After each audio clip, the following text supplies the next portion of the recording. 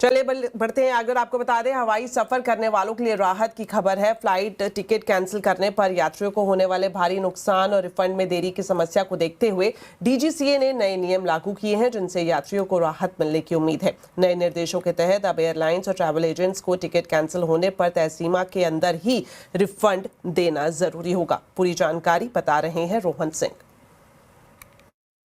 DGCA ने ticket refund के नियमों में कई सारे बदलाव प्रस्तावित किए गए हैं। जो पहला बदलाव है कि अगर आज अभी आप किसी ट्रैवल एजेंट से या किसी ओटीए से टिकट खरीदते हैं और अगर आपको ये कैंसिल करना पड़ता है तो जो रिफंड की अमाउंट है वो आपको 30 दिनों के अंदर मिलनी जरूरी होती है। इसे कम करके 21 दिन किया गया है।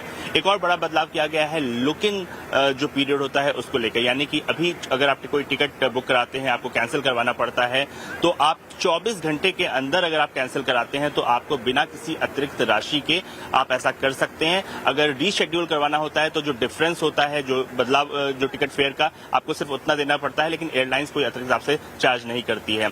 अब इस अवधि को बढ़ाकर 48 घंटे करने का प्रस्ताव किया गया है, यानी कि जो आने वाले समय में अगर आप 48 घंटे तक भी अगर बुक कराने के बाद कैंसिल कराते हैं तो एयरलाइंस आपसे कोई अतिरिक्त चार्ज नहीं ले सकती है।